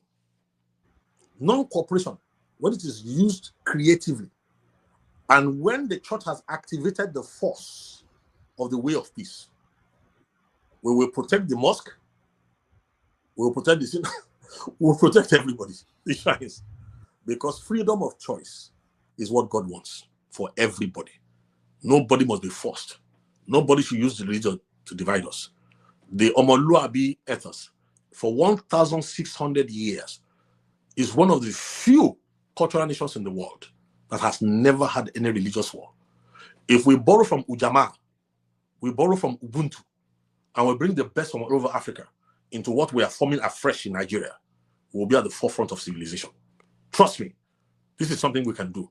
There are details I can't go into now because, excuse me, your enemy plans for 50 years. You want to talk for 15 minutes. And remember what I said to you, the miracle at Daman. If you can't get the young people to cooperate, I'm not interested in appearing. I'm not a social media personality. I'm not interested in that. There's a future and we must make it. We will use your platform to roll out a lot of these things if you are agreeable, to God's glory. However, this is not games. People are dying. Children are crying. Young girls, 13-year-old, 14-year-olds are being raped. And Gumi is going around the country and speaking, and people are entertaining him. How many people? Look, don't let me go into details. Mothers cry. Go and ask Archbishop Idahosa. Thank God for her life. Go and ask Bishop Mike's wife. Thank God for her life. And some of the leading women in Nigeria. When we tried our best to build consensus, and we couldn't. I went to Benin and I spoke to Archbishop Idahosa's wife. She mobilized across the country. We knew the effect of what we did. When Nigeria was going to trouble, there's a group to which I belong that I am the youngest person there, the budding elders of Nigeria. Dr. Christopher Kolade, Professor Anya, and Gawan too comes in every now and then as a statesman, Philip Asiodu and co. Look, whenever we get together, the way of peace, there was a time Nigeria was boiling. All they had to do was speak. The temperature of the country came down. So what am I trying to point out? A lot of people cannot afford to think because of poverty. But there's a role for every Nigerian. Those in America, I'm coming to them. You have no right to be enjoying the American liberty. They paid for it. Their history paid for it. The checks and balances they put, some people died for it. Then you see one Nigeria still cursing Nigeria all the time. We know what Nigeria did to you is not good. But haven't you entered a place that God has shown you by example what can be possible? Try and rally some of the Nigerians abroad and let us work to make Nigeria better. All you hear is this, the noise of ingrates. As if the country they entered, other people didn't pay for it. I don't want to get in that direction. But I'm saying to you, in the future, little by little, here a little, there a little, we will roll out these things. We've been working on this for almost 25 years, knowing that this day will come. So whether the government cooperates or not, we will ensure that they cooperate with non-violent communication. Okay. Thank you so much for everything that you have said. I have a lot of questions, but real quick, okay, I know that you said that you only do like 1.5 hours and it's almost 1.5 hours. I'm truly sorry. But let's take this. I'm going to try to condense all these questions together. So there has been a lot of concern in the comment section. Some people asking that, do you think that it would be easy to do all these things? Who is going to lead? This is an example of one of the people that have been saying, can you take a lead in this crusade? We're tired of people that will call us to protest while they join the next available chopper to abroad. So it's not the only person that has expressed something like that, who is going to lead all these things to make it happen. But more importantly, this is another example who head all this, who coordinate all these things. There were also a number of young people saying that well, do you think that the young people can just go and change their constitution or make all these things that you are saying? How can young people, make it happen? But more importantly, there has also been a lot of comments, concerns about the unity of Nigeria as it is. Some people are worried. Do you think that Nigeria can unite again and work as one? Because you've said this a number of times that the young people have to come together to work together. And then there's a number of people who are alleging that do you know that in northern Nigeria, like okay, this is one example. Does he understand that the majority of northern Muslims are brought fully into Islamic fundamentalism? That a lot of young people in northern Nigeria are already radicalized. So, but I'm trying to put it all together. So when people have that kind of mindset and that question, it goes with this particular question, that how do you address how can the already radicalized youth in northern Nigeria, how can they join the rest of Nigeria in rejecting the evils of the present government? So to put all these questions together, young people are asking, who is going to coordinate all of this? How do you want us to? We can't just do these things. Also, are we even united right now? And what's going to happen to the fact that in northern Nigeria, some young people have already been radicalized? How can we now work together, and what's the solution to all this? Who will coordinate the young people, so to say? Okay, good. Let me try and just answer this. Like I said, we cannot unfold in 1.5 or 2 hours something that has been plotted against you for 30 years. The Nigerian fire brigade approach is not the approach that any sensible person will adopt in problem solving. But to answer this question, let me say this quickly. Man is a product of influence. Man is a product of influence. I remember that in 1968, Obafemi Awolowo said something. He said, it is incontestable. Nobody can contest this. That the British not only made Nigeria, but also handed it over whole in their surrender of power. They handed it over to us. But the Nigeria that they handed over to us had in it the forces of its own disintegration. And they said something. It's up to contemporary Nigerian leaders to neutralize these forces, preserve the Nigerian inheritance, and make all our people free, forward-looking, and prosperous. Now, what am I trying to say is this. Peacekeeping is just boots on ground. Peacemaking is jaw. Peace building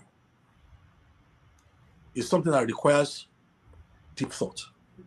Part of the challenge we have right now is that because of the military, which again was by design, the military brutalization of the psyche of the average Nigerian.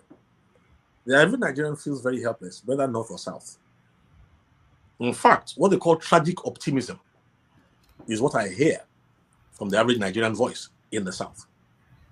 Tragic optimism describes what happened to the Jews when 6 million of them were killed in Nazi Germany. It looked as if life was impossible for them.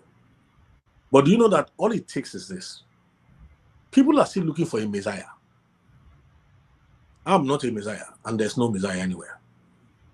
What we need to do is to lift up eternal truths. I'm already revealing some of these things, man. What we need to do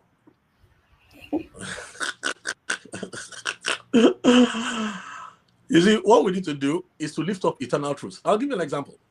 Nnamdi Azikiwe said something in those days. You see, there's a role for the older generation, there's a role for the younger generation. But I'm afraid that the older generation is so compromised and toxic that they don't want to supply what is right.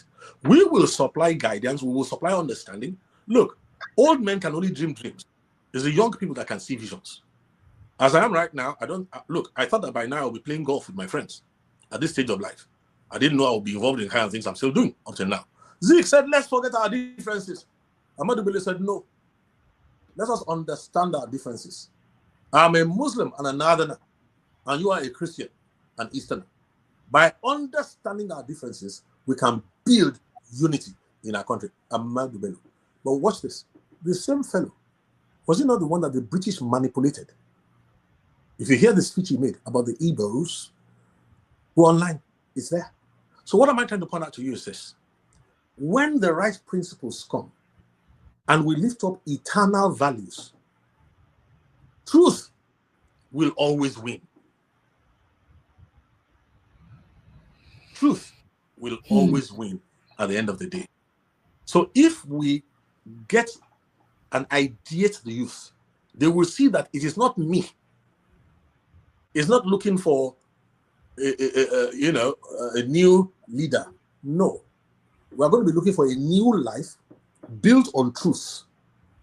And as each person takes his own portion and plays their own part, which all of us will understand, we will watch a new Nigeria emerge, a stronger country, a better country. That's why I said to you, I may not have time to go into it, but what the founding fathers of America did was to lay a viable foundation.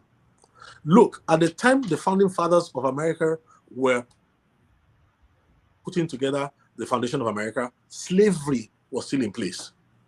But this is why I say that the problem of the African is the inability to mathematize inquiry. What the founding fathers of America did was that they wrote a program. They knew it would live long after them. The program they wrote is the reason. They wrote a program in 1776. The program they wrote in 1776 is the reason why Abraham Lincoln, a quote white man, was able to sign emancipation and liberated about 4 million people with a stroke of a pen in 1863. So the African needs to understand that peace building is what we need to know. The challenge is that there are a lot of people whose brains, whose thinking, there's a limitation on it. And I don't want to talk about that right now. But go and read the miseducation of the Negro and understand why most questions are like this. So when we want to deploy, I don't need more than a handful of young leaders across West Africa. When we instruct a handful of young leaders in North Nigeria, Southern Nigeria, and I mean South, North Nigeria, what we tell them will spread like wildfire as long as they are leaders. Because it's not going to be based on oratorical sense, it's not based on personality, it's based on the power that truth has. Truth carries the power. And you see, Nigerians have told lies for so long that many people don't believe in the power of truth anymore. Everywhere, the lies are everywhere. From the religious places to the political spaces. The corruption, the devaluation of human worth. And it's not our fault. Let me put this for you last. Everything happening in Nigeria is predictable. The reason why the Hydra wants to destroy Nigeria is because the program that ADEOLA was said should be addressed was never addressed. So smarter people can see the vacuum. Al-Majiri is born. His mother doesn't take care of him. His father doesn't take care of him. He goes into the hand of somebody who doesn't care about him, who indoctrinates him. Are you better than him? Is it because you are fortunate to be born in a place where your parents are compelled to take care of you? Do you think your life is worth more than his own life? Let me tell you something. If you are visionary, you will know that the only reason I'm advocating for United Nigeria is because it is Nigeria's destiny to save Africa. And if we cannot handle ordinary Nigeria, how can we save Africa? But do you know, I was talking to one country. That whole country has less than 6 million people. That country started in 1822. They've been fighting till now. They are one of the worst countries in the world. A beggar nation. Why? The architecture of thought needed to move a nation forward is obvious to me. I was supposed to meet their president a while back. I think I first had a meeting with their vice president through some friends of mine. And I was just laughing. I said, 44,000 square miles, less than 6 million people. You are sitting on prime land in Africa, and you can't see through to reprogram the country. God will help us. Okay, thank you so much for that. And I know that you're trying to leave, but last question. By the way, please, if you're watching and you're yet to subscribe to my YouTube channel, I beg of you, please and please subscribe. I would truly, truly appreciate that. Thank you so much to everybody that sent in questions. I'm sorry that I'm not able to answer all the questions, but there's one particular question that a number of people have asked. What's delaying America from coming? It's been weeks. The killings has increased. So on and so forth. A number of people have asked this in various ways, various forms. Do you have anything to say about that? Yes.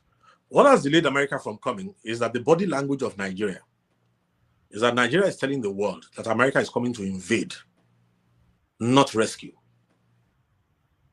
So a lot of traps have been set across the world because of global politics, social politics, global.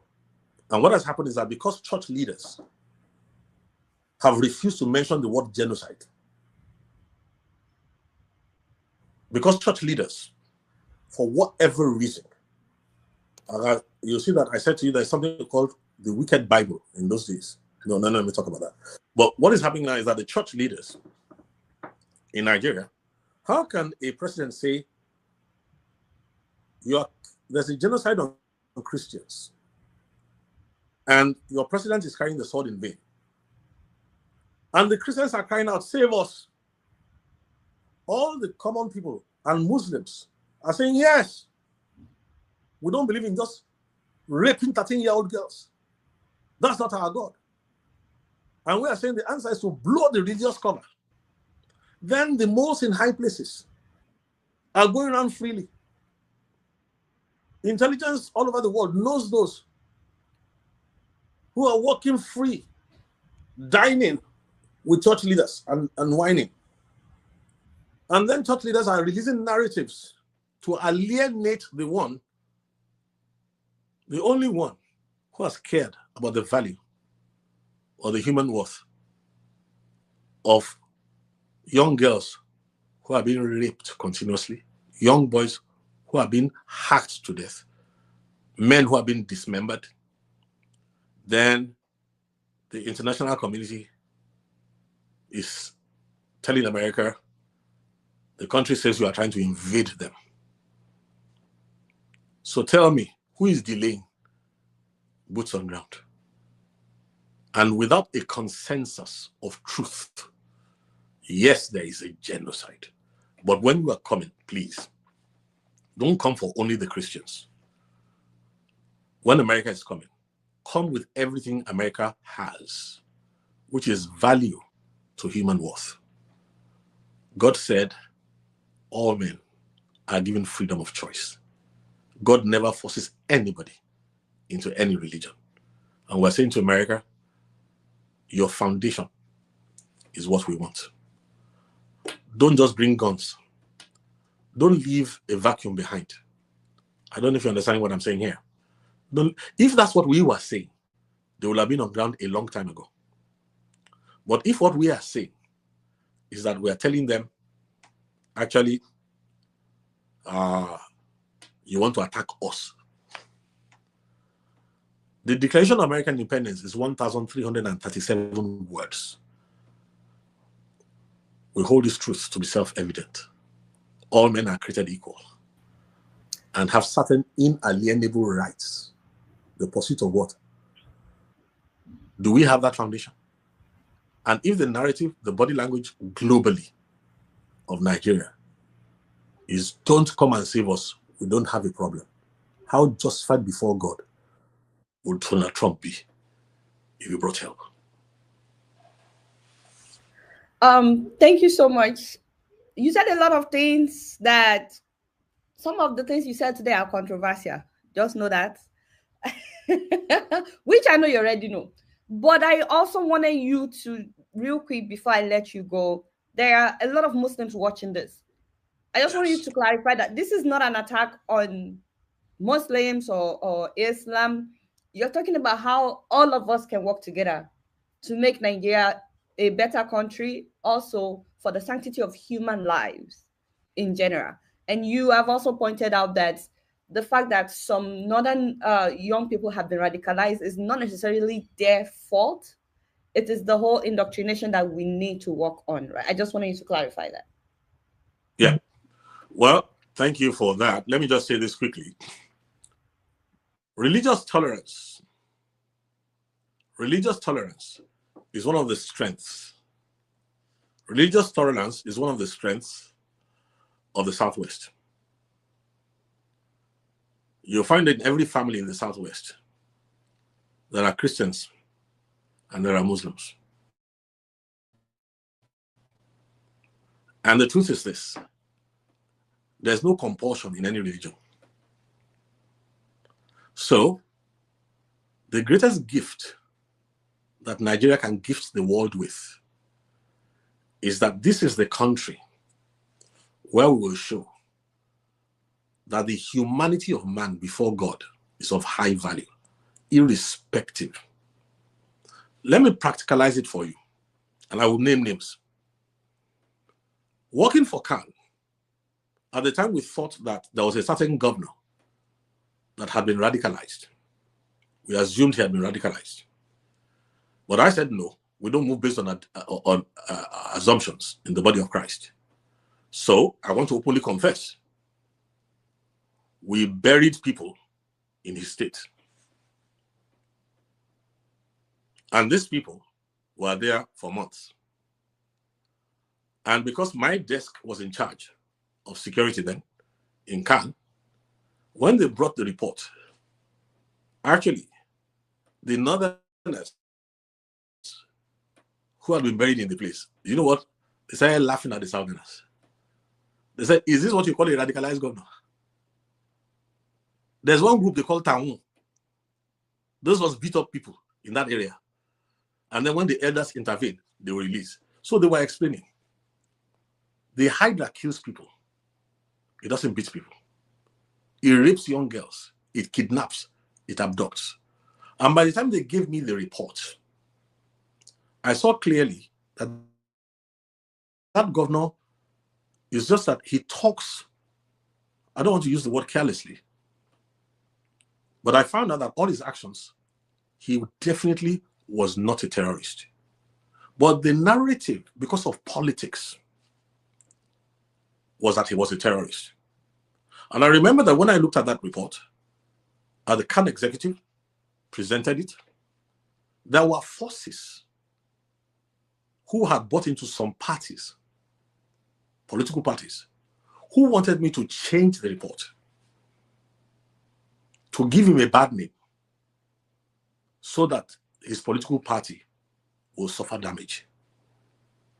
And I said before God and man, one day, none of us will be here forever. One day, we will give account of our lives. How can I write that report, knowing that at that time, let me tell you what the point blank truth is. At that time, some of the elements in the north were reaching out to this governor to try and radicalize him. So I took note. Instead, when I met the governor and we began to share about the Omoluabi ethos, and we began to discuss it, you know what the governor told me? He said, our people don't fight based on faith. He said, in the ancient days, the father could be worshiping Shango, the mother worships Oya. The children will follow whoever the mother when they are young. And then when they grow of age, they choose. And that the enculturation program of our people, from when you are a child, when you are learning subconsciously, it is also put into you that any spirit that does not bring progress, any spirit that is negative, any spirit that will take us backward, we should reject it. I'm sure you know that proverb in Yoruba language. Orisha. Orisha that cannot help me, leave me alone. I'm sure you know it. So I hope that helps us to realize that it's manipulation. There's nothing wrong with our people, north and south, that we can't handle.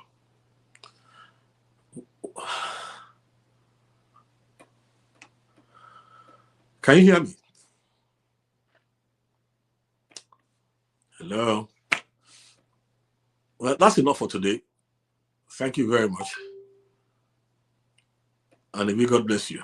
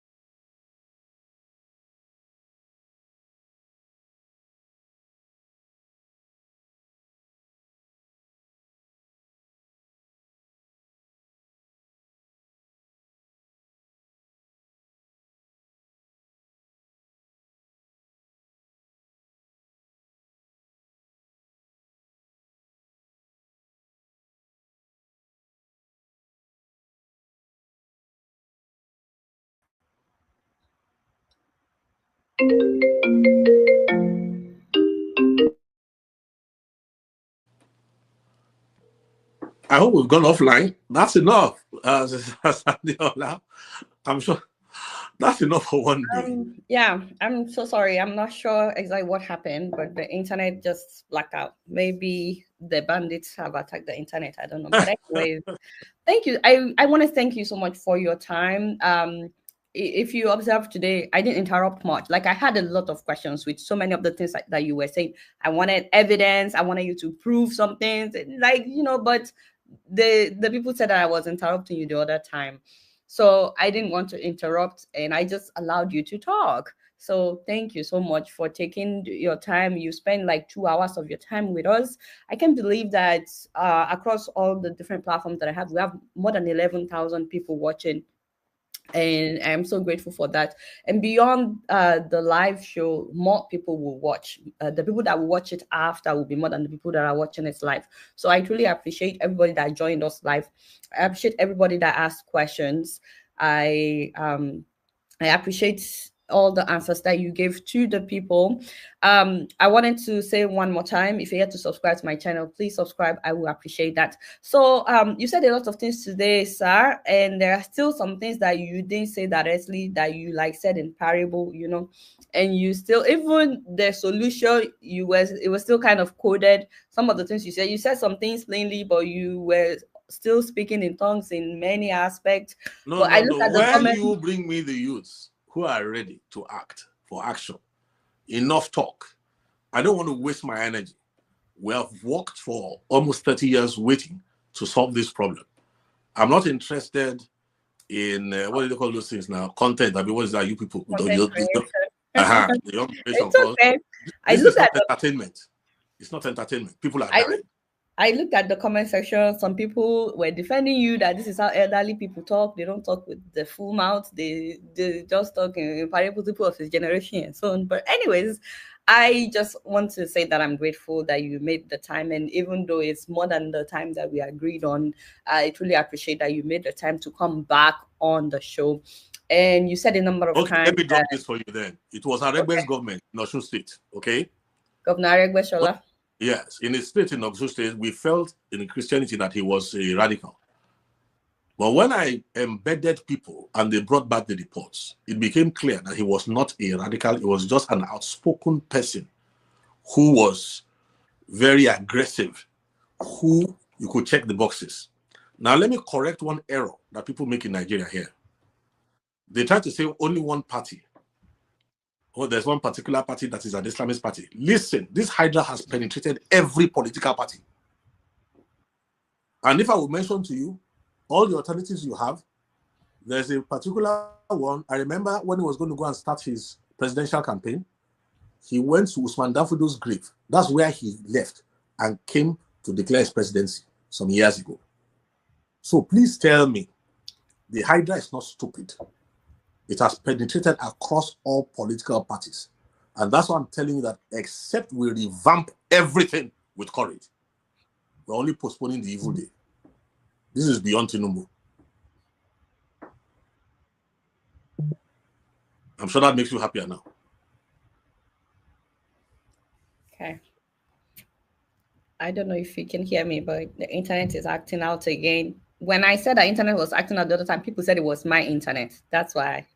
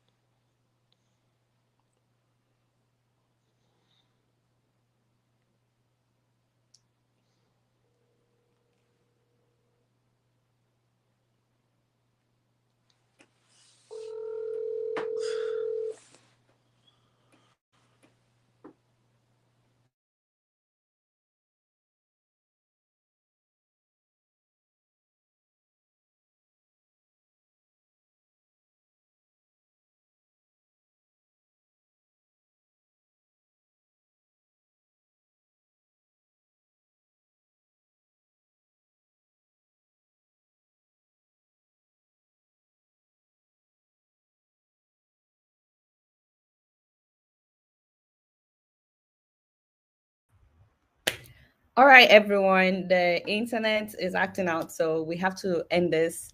I just want to thank you so much one more time, sir, for making the time to join us today. Ladies and gentlemen, if you didn't know now, you know Reverend Ladi Peter Thompson. He's the convener of the Macedonian Initiative. They have rescued a lot of people at the forefront of terrorism in Nigeria. They've really helped in a lot of people. We can't even start counting them, and he's been heavily involved in the security initiatives in Nigeria. He himself is a security expert, and he's a man of God. He's a reverend. So thank you so much, Reverend Ladi Thompson, for joining me today. I just want to appreciate you one more time. Please unmute yourself. It says you're muted. You are muted. We didn't hear you. Okay. All right. Thank you very much. The pleasure is mine. And let me know when you have serious people, not those who are ready to go for action. And then we can talk again. Absolutely. All right. Please don't forget to subscribe if you're here too, and please share this interview. It's on YouTube. Please share it so that more people can watch it. All right, everyone. Thank you so much for joining me. I truly appreciate you, and thank you so much for being so patient. Thank you so much, guys. Until next time, I'm gonna see you later. Peace out. Oh, sorry, Diola. Yes, sir. I wanted you to play that the parable. I sent you a little video. Did you get it? Oh, okay. Hold on. You just couldn't just see it. Because I'll have a program next Sunday to unmask these things directly. Okay. So if you have it, please.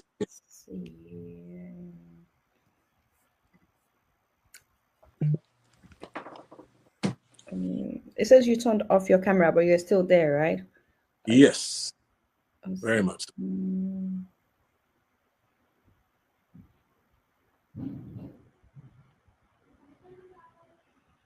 Apologies, everyone.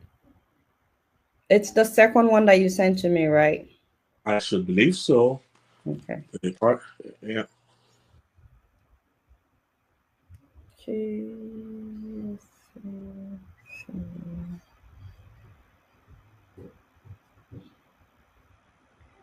All right, I'm about to play it. Okay. Video file.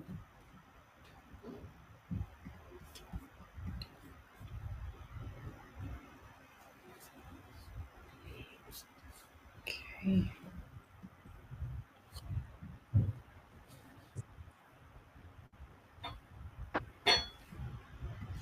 Can you hear me? Yes. Okay. Is that how to play? Let's see. Can you play it from your end? I'm not sure why it's not playing. If you can hear me. Can I play it from this end? Okay, it's not playing from your end. Yeah, I just added it, but I don't think it's playing. I'm not sure why. Okay, maybe. Oh dear. But I can maybe always upload. Yes.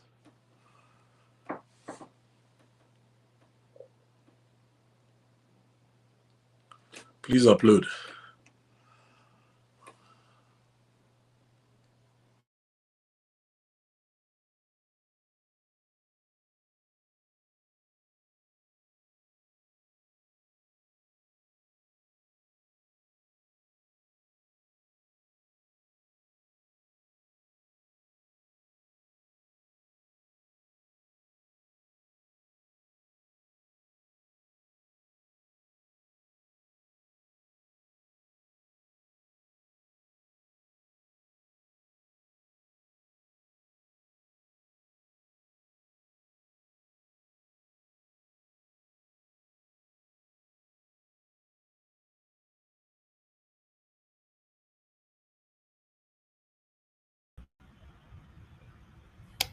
I can't believe you guys are still there despite all this glitch.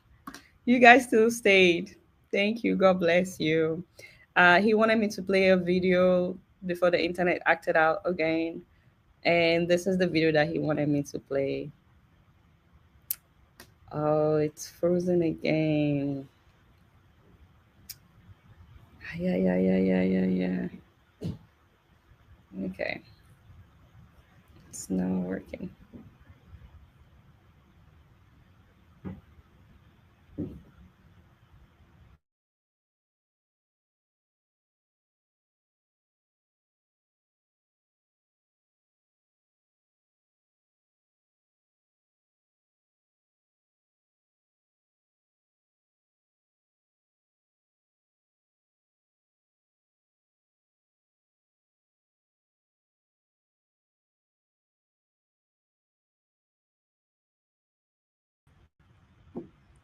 Hi guys, I can't believe you guys are still here. I truly apologize. I do not know what's happening, but this video is not playing.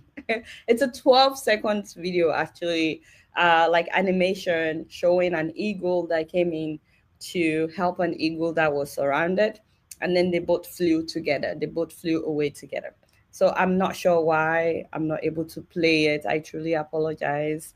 I had it queued, but it's not playing.